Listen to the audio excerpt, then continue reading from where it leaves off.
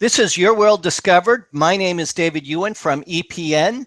And my guest today is and the author of Spheria. And Cody Leet is my guest, who is a programmer by day and author by night. And let's welcome Cody Leet to the program. It is nice to see you, Cody. Thank you. Thanks for having me on the show. It's good to have you. Thank you. And tell me, Cody, tell us a little bit about your book that's just coming out. Yeah, so Spheria is my debut novel, and it's something I've been working on for a while. And the premise is basically a group of scientists have created a new type of computer, a quantum computer, that's very powerful. What this has allowed them to do is essentially make artificial life in a computer simulation. So they've put a bunch of these together, and they've created a virtual world called Spheria that these creatures live in. They've populated it with a bunch of these, and it's basically a big anthropological experiment. So they're watching how their society develops basically from scratch, uninfluenced theoretically by any outside cultures but that's not necessarily the case because they're themselves tempted to influence them. So basically I have two stories in the book. One is the human thread and one is the virtual world thread, and they intersect at various points, and you see how they actually influence each other. And that's kind of the interesting parts, I think, of that. So the human thread is more of like a murder mystery thriller type of story, and the virtual creatures are called Polyans. It's more of watching a society develop from scratch and where that goes. Now you're as I mentioned in the introduction, you're a programmer by day, and before we went on air, you had mentioned you're a little bit more into the management role and basically the web-based apps and that kind of thing. So you come from a technical background. How did that apply to your writing? I've always been very interested in technology, and I follow many different tech blogs. And what I think is interesting is how technology is affecting us socially. Things like mobile phones and artificial intelligence and all this stuff is just changing how we live. The internet itself has changed drastically how we live. So I think it's fun as an author to project where could that go into the future, and how is that going to change us? And I think it's very hard to predict, and I don't think anyone's really predicted how it would be today exactly. And it's an interesting topic. So I wanted to pull in various technologies into this book as part of the premise that it's built on. And I explain things. I try to explain quantum physics the way, in a simple way. And I think it's just a very weird thing to try to understand. Even scientists have trouble explaining it that do it as a career.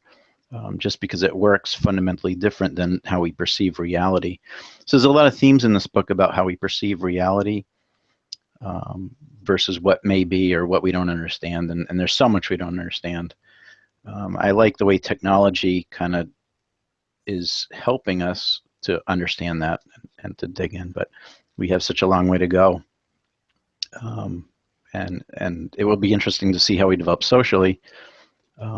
So in this book, I really said, okay, what if we were outside that experiment, not looking at ourselves, but looking at this other society that really has no technology, and they're trying to figure out the rules that the humans have created in their world, and what could lie beyond their world, which is basically our world, which would be far too complex for them to understand. So their limited mental capacity, trying to figure that out is part of. So it's kind of a primitive look at technology, that perspective, and then there's a lot of technology in the human thread that makes all this possible, and that they leverage each other. So I like to explore kind of the convergence. I minored in philosophy in college, so I like to take mythology and philosophical themes, combine them with technological themes, and see where the kind of overlap is. I was going to mention where you had mentioned that part of the the storyline has to do with perception of reality. And I was going to ask you if philosophy was involved in sort of the theme, and you had mentioned you had done a study of philosophy. Tell us a little bit more about the philosophical approach to the storyline. Yeah, so it's kind of like there's some researchers, I don't know exactly who they are, I don't remember, but they're trying to figure out if we're living in a simulation. So it's kind of like the Matrix premise, but is our world really, or is time even continuous, or is it like stages? Like, if we can measure it fine enough, do we find that it goes in steps, or is it really this smooth flowing thing? And if there is a way to detect if our world potentially is made up of some sort of a simulation, are we living in a simulation? So that idea, which has been tossed around for many years, I kind of said, okay, what if we look at it from a different way? What if we say, what if we created a simulation? We know 100% for sure it's a simulation, but the creatures living in it don't know that. So how would they exist, and how could we watch them? And are there any clues that we might have inadvertently left there that might give them an indication, hey, is this really real where I am, or is there something else, something beyond this? And then the humans themselves, should they enter that world, obviously they're at God level status, so they can do anything so they would be perceived as gods. And could our gods throughout history, or God, be some sort of a species running the simulation that intrudes in our world periodically and influences things? And that just concept, I wanted to kind of bring it down and explore that both ways. So the stuff that happens in this world of Spheria by analog could potentially be happening in our world. Obviously, there's no way we could ever know that, because whatever is beyond that is just too sophisticated for us to comprehend. Just like the Paulians in Spheria, they couldn't comprehend our world should they experience it. And so those are kind of the analogies I wanted to draw. And I don't really explore that explicitly. It's more an implied analogy in the book.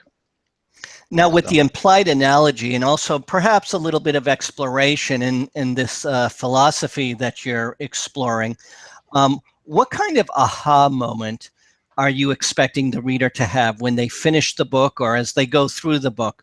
What is the experience you're attempting to give the reader? Really, I think there's two things I wanted to accomplish in this, to really make the reader think. Some of my beta readers, or my early access readers, said that when they put the book down, even days later, they were still thinking about it, because I don't try to just give an opinion about a lot of these subjects. I kind of just set a scenario that plays out, and then it kind of makes you think, what was actually happening there? So I try to leave enough seeds.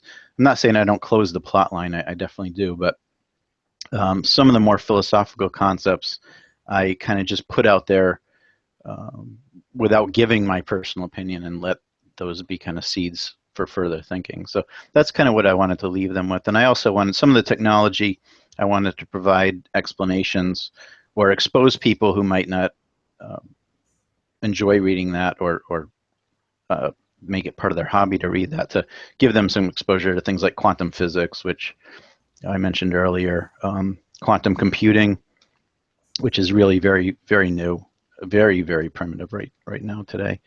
What is that all about? Why is that different from normal computers? And what are the pros and cons of that? So various things. Funny, one of my readers said that, and I don't know if this is a criticism or not, but said that I was trying to show how smart I was. And I don't consider myself really that smart, but I do put some technology or explanations for things in there that I researched as part of it, just because I think it's fun to read a book like this and actually have learned something, and not that I want it to be a fun ride also, but if there's some takeaways that the reader gets out of it and there was a benefit, I think that's part of what I wanted to achieve too. So it's hard to kind of talk specifically about aha moments without spoilers, because I definitely have a few, 3 or 4 in there, but they're kind of plot twists or turning points. So I would refrain Then we'll from leave it at that. Yeah. We'll leave it at that. But just to suffice to know that they're there, and that's something to look forward to. Now, you had mentioned earlier about your beta readers and early access readers. What else are they taught? You gave us an example of what one of the readers were saying, but you also said that you wanted this to be a fun ride in terms of going page by page and going through the book. Tell us a little bit about the fun ride that some of your earlier readers, your beta readers, or the early access readers had experienced. Yeah, I think it's difficult in a book like this because I'm world building. So I am working on a sequel, but this first book really had to describe this world and a setting, which is completely foreign to us. It's completely artificial, and the rules of physics in this world are different from ours. So there was a lot to explain, and it was hard to really do that without info dumping. I really worked hard to do the whole show don't tell type thing, but there is some info dumping here and there, and I think so. So getting started in the book, the first few chapters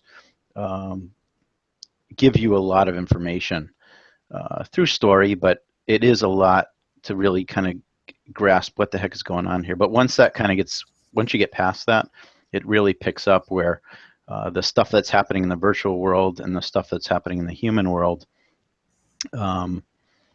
start really moving, and then they connect. I think those are the aha moments where they connect, but as a little teaser. So a lot of people said the end was great. The climax is really good, and I think that's where all the dots get connected. So now, if this book were a movie, can you sort of set a scene, help us visualize the world that we're talking about? Yeah, interesting you say that, because as a writer, the way I work is I'll sit down to write a chapter, and I'm a plotter, so I did the whole plot before I wrote, so that it all has congruity. But I'll sit down to write a chapter, and I'll kind of picture it in my mind as if it was a movie. So I'll play through it a few times, and then once I'm happy with that, then I'll write it down. So I think it definitely could be a movie. But the world, it's called Spheria because it's actually on the inside of a sphere. So their world is finite, it's contained. So it's like taking Earth and inverting it.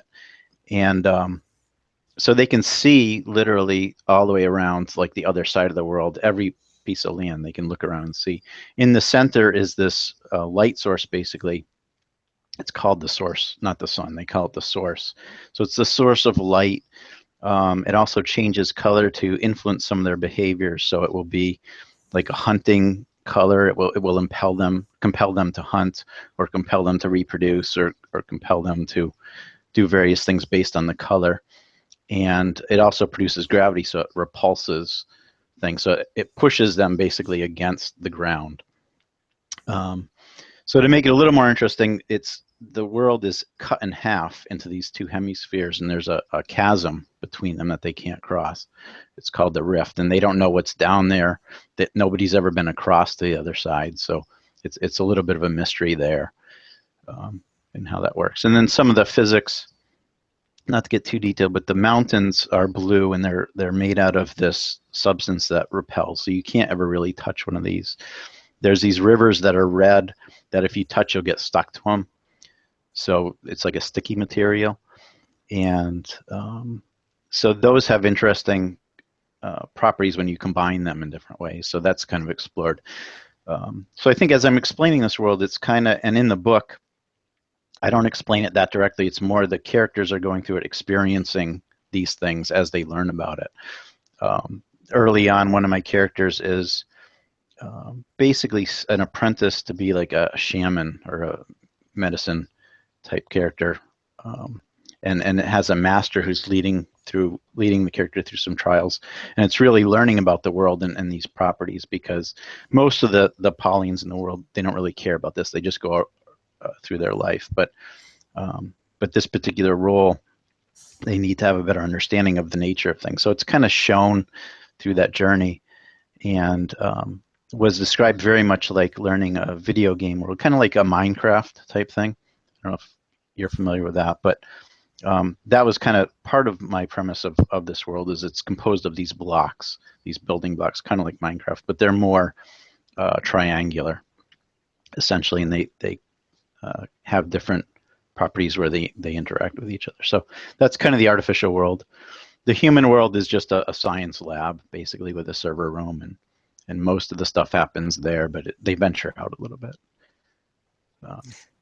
Now, this is your first book that's coming out. Again, the title is Spheria, and people can also get some more information by going to your website, which is codyleet.com, CODYLEET.com. Tell us what it was like releasing the first book. What's the process in terms of I'm going to decide I'm going to write a book? What put you on this path? Yeah, it's interesting. As you mentioned, and I mentioned that my career's in IT and computer related stuff. So I always kind of wanted to write a book, and I said, okay, someday when I retire, that's going to be my retirement career is to write a book. But at this stage in my life, I kind of thought, and sounds a little morbid, but what if I don't make it to retirement? I'll have never done it. So at some point I just said, I'm going to do this now. I'm just going to work on it now. And it's hard to find the time. That was my biggest challenge, but I set aside 3 hours a week to work on it every Thursday night. So I listened to a lot of podcasts on how to write and writing techniques, and even looking at people like Hugh Howey as an example. And everyone will say you need to form a habit of some sort. So I said, okay, my habit's going to be 3 hours a week, dedicated, and I would go to Starbucks and write. And I ended up putting in more time than that. I would use a few more nights, but I think I found that to be the most important thing, to really just decide to do it, decide to go down the journey, and then setting aside the time to work on it. And it took 3 years to write this book. So I had the idea about 6 years ago, dabbled with the plot for the first 3 years, did some research on some of the technologies that I use there. So I had to get an understanding of these before I could try to explain them in the book. So I did a lot of the background work, not full-time, obviously, but not a ton of time. Here and there, I would spend a few days on it, then I kind of put it on the back burner, then work on it, dig it out and work on it.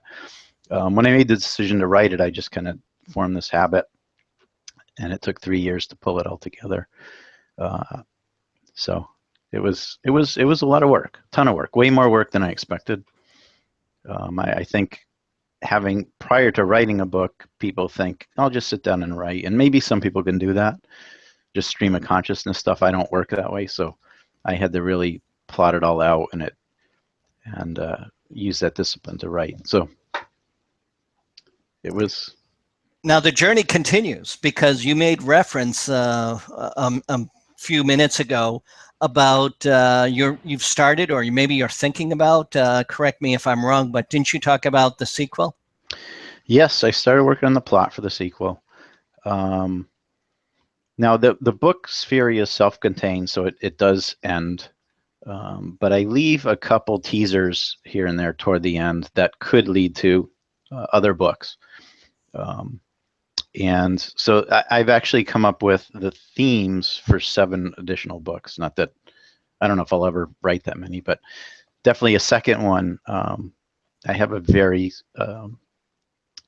high-level, well-developed plot for it right now. And theoretically, if I did a third one after that, I have a pretty good idea what that one would be like too.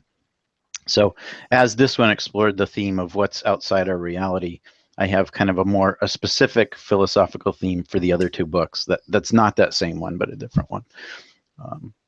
So I think each one will explore a different aspect of the world, the artificial world, and some sort of a social theme of some sort as well.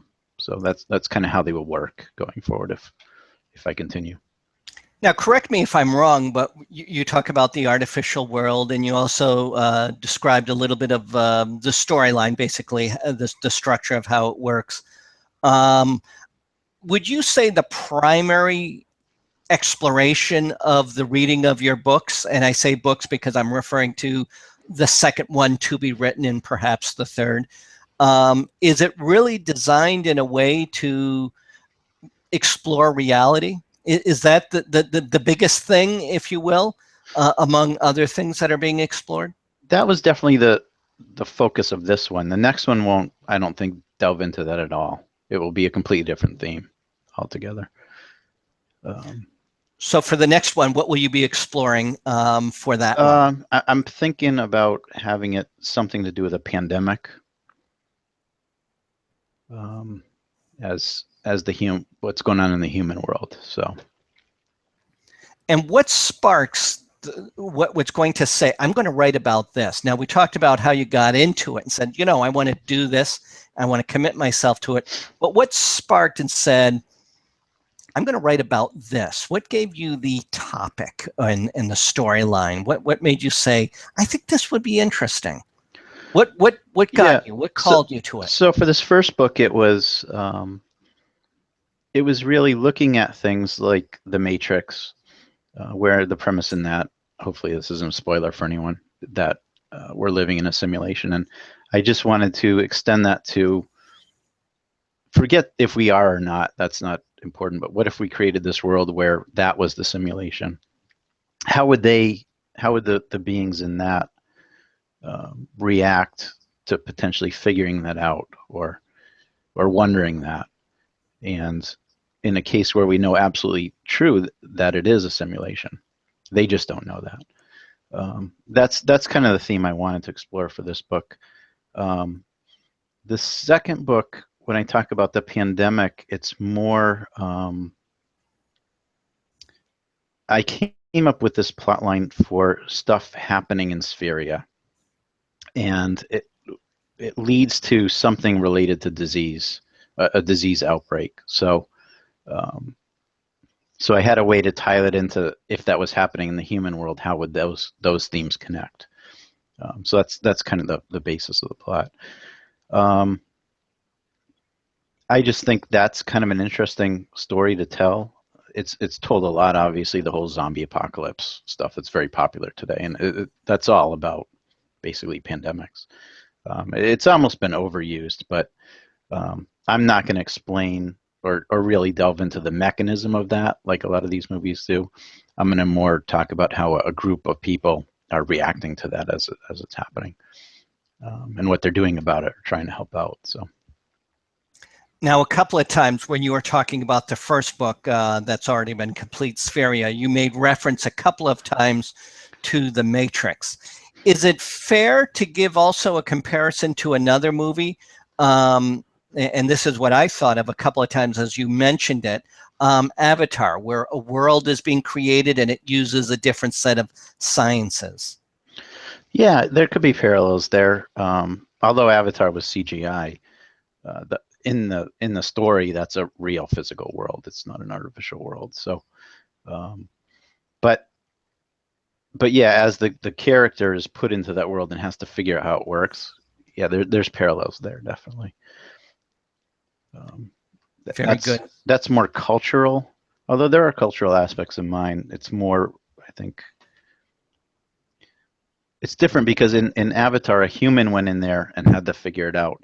In my book, the creatures that exist, they were born in that world, are trying to figure it out. So it's more, they have no like outside preconceived notion of what another reality is like. They only know their reality. So there's a minor distinction there, but there certainly is parallels. Now, as an author, and as you've completed the book Spheria, and for our viewing audience, it's codyleet.com is the website. The book is Spheria, and I'm with Cody Leet. As a writer, what was the unexpected outcome after the book was released? What have you noticed? Oh, it was the massive amount of work that marketing a book entails.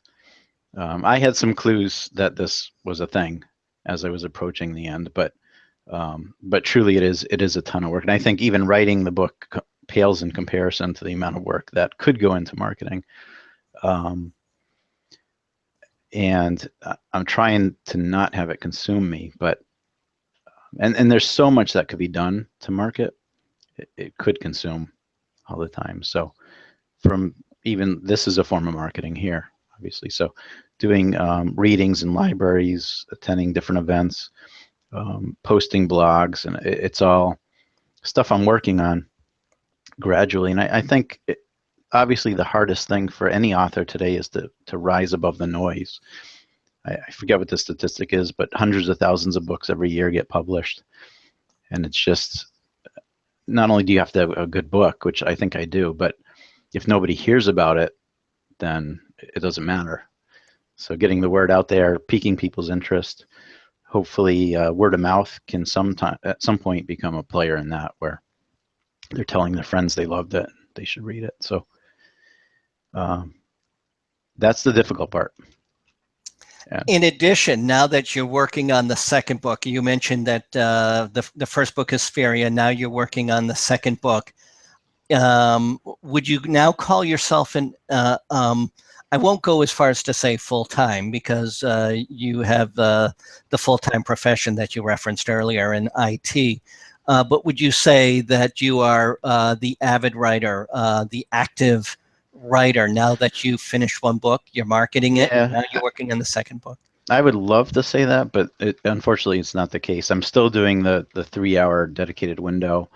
I do a couple other additional hours every week on marketing type stuff. And I would love for this to be a revenue stream where I could write full time. I mean, that's kind of my dream, but obviously you'd have to have a breakout success to get something like that. So it's more, I'm a hobbyist at this point. I do think that I could write a second book much faster because I know the process, I know the tools. A lot of my the first 6 months of the journey was figuring out what tools, like computer programs I wanted to use, or what's even available to help write. And I played with a bunch and abandoned a bunch, and I did a lot of trial and error in those things. So that wasn't a very productive time. And just kind of getting in the groove of writing, I think took a little bit of time to figure out. But now I think I figured that out, so this book should go a lot faster. I think it's not going to take 3 years, hopefully, knock on wood, but hoping to have it out maybe in a year or so. That's relatively fast. My guest today has been Cody Leet. His website is codyleet.com. I'll spell that. It's CODYLEET.com. That's codyleet.com. We've been talking to Cody about his book, Spheria, and it is available now. Cody, thank you so much. I appreciate you having me on the show. You're welcome. This is Your World Discovered. My name is David Ewen, and this is E.P.N.